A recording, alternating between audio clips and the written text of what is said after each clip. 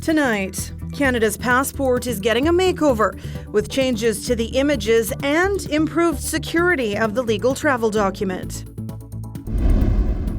Also, how a family in Hudson Bay is making their town greener year-round with fresh veggies. Harvested today, packed today, in the store tomorrow or on your table tomorrow.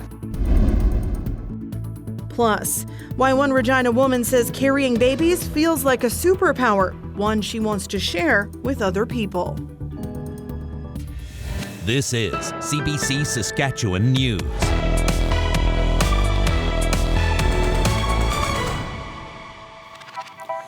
It is Wednesday, May 10th, and the CBC Saskatchewan News starts right now.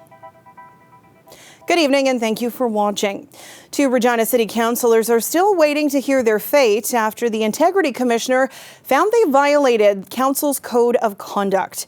The heated debate is going on at Council right now. The Commissioner has recommended Councillors Dan LeBlanc and Andrew Stevens write an apology to City Manager Nikki Anderson. She also said they should be reprimanded for their lawsuit to include funding in the city's budget to end homelessness. The lawsuit failed, but the city's Integrity Commissioner ruled it reflected poorly on Regina's government. Each member of Council is held to the highest of ethical standards. This is what the Code of Ethics bylaw demands. I am seeing some conduct from Council members that is not meeting that high ethical standard. The report presented to Council found that there was no personal disrespect toward Nikki Anderson as a result of the lawsuit, but it did negatively impact her. Stevens and LeBlanc have recused themselves from the debate. Council must decide whether it will follow the Commissioner's recommendation. The Saskatchewan government has passed legislation that creates the framework for a new tax collection and administration agency in the province. The Saskatchewan Revenue Agency is in its infancy. The Minister of Finance hasn't revealed how much it could cost to operate. Donna Harpower says the government is pursuing this newly created Crown Corporation to give the province more control over tax collection and incentives. You definitely a far deeper dive analysis going forward, as well as consultation with businesses, the business leaders and those organizations that represent them. I've already had meetings with some of them, and that will continue. We'll do it in consultation. She was justifying the legislation to say, well, this signals to the business community that we want to have this conversation. She also shared that they haven't done any business case analysis on this front, had nothing to share by way of costs, either for taxpayers or for businesses by way of compliance. That's not how you do things. It's reckless. It's how you get yourself into a really bad spot. Harpower says the initial study of creating the Provincial Revenue Agency would be $1.5 million. The NDP says it estimates the new Crown would cost businesses and taxpayers tens of millions annually. The province's Securities Commission is to hold hearings this fall looking into allegations against Epic Alliance Real Estate. The Saskatoon company raised more than $200 million from investors. Then it abruptly shut down in January of last year. The two principals told the investors in a video meeting the money was all gone. Now, a dozen investors want Rochelle Laflamme and Alyssa Thompson to be fined $100,000 each. And they want another $100,000 fine levied against the company, plus compensation for their losses. The hearings are scheduled for 2 weeks at the end of August. Canada's passport is getting a makeover. Ottawa revealed a new design today. It comes with enhanced security features, but as Olivia Stefanovich reports, its new images are drawing controversy. Images of wildlife, a child jumping into the lake, and quintessential landscapes fill the pages of Canada's new passport. We want to celebrate our diversity and inclusion. We want to celebrate our natural environment. Oral questions. But the attempt to modernize the travel document generating political blowback. Why will the Prime Minister not stand up for our history, get connected to reality, and keep the images in our passport that make us so proud to be Canadian? The fact is, Mr. Speaker, the Conservatives have always disrespected veterans while they wrap themselves in the imagery. We're going to continue to deliver for the veterans every single day. Wind turbines, polar bears, and owls replace historical scenes and icons introduced by former Conservative Prime Minister Stephen Harper's government, including the National War Memorial and Terry Fox. Erasing Canadian history. When you want to know where you're going, you have to know where you're from. The Royal Canadian Legion says it's particularly disappointed over the removal of the Vimy Ridge Memorial, an image that the Legion says signifies the sacrifices made for the very sort of freedom the passport provides. So there's a couple images here. This new Democrat MP is happy to see more diversity, but not at this cost. That's unfortunate, that really is, because both Terry Fox and veterans are very important to our identity as Canadians.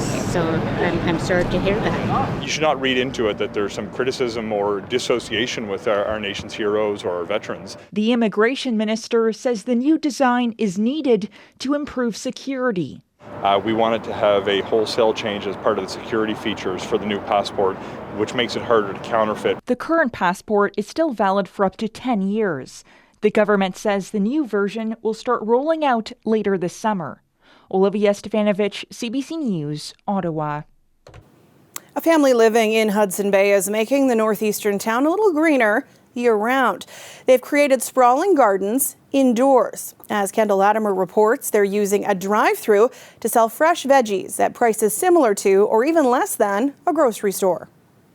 This old elementary school is being transformed into a farm as the Nell family turns classrooms into gardens. And this, what used to be the staff room, is now our plant room. The Nells use a hydroponics system to raise produce from seed to plant. The setup means fresh vegetables are available in the remote community year-round. Growing something like this locally means that we can have fresh produce every day of the year, with it being harvested today, packed today, in the store tomorrow, or on your table tomorrow. So fresh produce all year round, something that hasn't been sprayed with chemicals. The school building had been sitting empty, so the town put out a call for proposals. And the Nells pitched the hydroponics business. When my husband first said, let's grow lettuce inside an old school building, I did not really think that it would become what it has. I didn't really realize how the community would love it and embrace it, and how much I would enjoy doing it. Classroom number 1, which is now our cucumber room. The couple has been growing their farm since 2019. After years of trial and error, they've dialed in their techniques. Now the cucumbers climb to the ceiling, and the rooms are filled with radishes, herbs, and lettuce. The community response has been absolutely amazing. We started off with one classroom. It slowly grew from there. We have been overwhelmed with how many people come and buy. How are you? Good, how are you? I am good, thank you. It's nice to see you. I was so excited when you said you were coming to town. Once a week, dozens of people line up outside the old school. And 6-pack. Thank you. Thank you so much. June and Yan run a drive-thru for the produce. Fast food that's fresh and healthy. 1 bag, 2 bags? I'll take 3 if you have. 3 bags? The Nells want to expand the operation, growing more food. But their vision goes beyond the veggies. And this is a red oak leaf. They also want to open a cafe in the school, creating a gathering space in town. We also have a dream to have a conference room where we can teach other people to do the same in their communities. Wow. If every small community in Saskatchewan can have something similar to this, just think of how that would change how we eat, how we grow stuff. Do you didn't happen to have extra cucumbers by chance today? Kendall Latimer, CBC News, Hudson Bay. A Regina mother who loves being pregnant but doesn't want any more kids has come up with a unique compromise, one that is helping another family grow. Bonnie Allen sat down with the mom of 2 to hear more about her journey as a surrogate.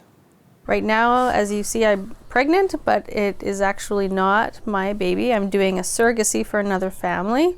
So right now I'm in my second trimester.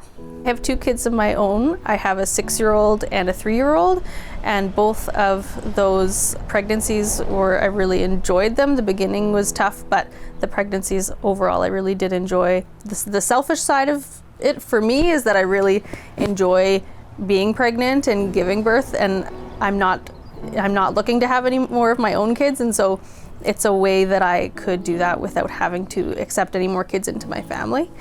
But the other reason, of course, is that it's a way to help somebody that is looking to become a parent and doesn't have any other options. In this case, it is 2 dads, and so knowing that, I know that their options are extremely limited. The adoption process for them is almost not an option at all. It's a really difficult process, and so this was their best option. And just knowing how much the 2 dads really, really wanted to be fathers is so powerful, and knowing this was their only option, I felt excited to help them with that, and we've gotten to know each other, and it's been good. The part I enjoy most is definitely the birth. The labor and the birth part of it is by far my favorite part.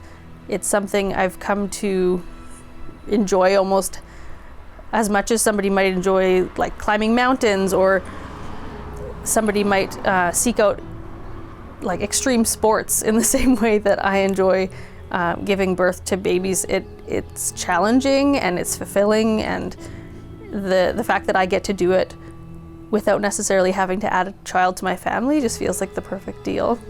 So lots of people are curious how my husband feels about the whole thing. Maybe it feels like it might be a little bit weird for him, but honestly, it's been very neutral for him. He knows this is something I'm really passionate about, which he supports, of course. I've really loved watching how my kids have experienced this surrogacy. It's been surprisingly normal for them. They seem to understand the concept. They seem to understand the concept of surrogacy better than most adults do. To them, it's very simple. They can see that there's somebody who wants a baby and doesn't have a way to make a baby, and they can see that I am somebody who can make a baby, and then that just adds up for them. It just is sort of like 1 + 1 makes 2, makes sense. There's no emotional connection really. It just feels like something I'm doing for someone, and so some people might think that's odd, but for me, I think it's the healthy way for me to do it. I know if I had an emotional connection, I might struggle, of course, with handing over the baby at the end. I know some people think that moment might be the most difficult for the surrogate, but for me, that's the part that keeps me going. I'm so excited to see them catch their baby, to see them welcome their baby into the world, because I know how long they've been waiting for it. I just feel so lucky to be a part of seeing this child come into the world, knowing that they are so chosen. The Public Safety Agency conducted a test on its Sask Alert system this afternoon. The alarm sound and text popped up on phones around 1:55 this afternoon. The tests are meant to ensure the system works when people need critical information in an emergency or disaster. If your mobile device doesn't have up-to-date software or isn't compatible with the alerting system, you may not have got the test alert. The test took place during Emergency Preparedness Week, which runs until May 13th. This weather update is brought to you by Mercedes-Benz Regina, proud member of the Capital Automotive Group.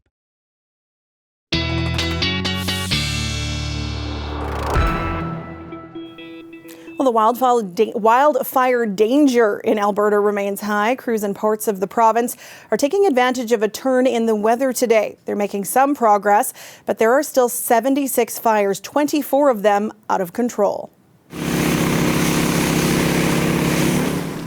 A drop in temperatures and some rain are helping in central and south Alberta, but there's an elevated risk in the northern part of the province from hot and dry conditions. There was some good news for residents of Evansburg, west of Edmonton. Evacuation orders there were lifted today, but several more remain in place in surrounding areas. Crews from Yukon, BC, Ontario, and Quebec have arrived to help. Manitoba has sent aircraft, including 2 water bombers. More assistance from other provinces is expected in the coming days. And our weather specialist, Ethan Williams, joins me now. The situation in Saskatchewan seems to be improving. Yeah, it certainly has over these last few days. We've had some cooler temperatures, relative humidity has increased. And as a result, we're down to about 15 active fires now, about 5 of those uncontained, and all of them are in the Buffalo Narrows, Isle La Crosse areas. Of course, no evacuations in place for this area, thankfully.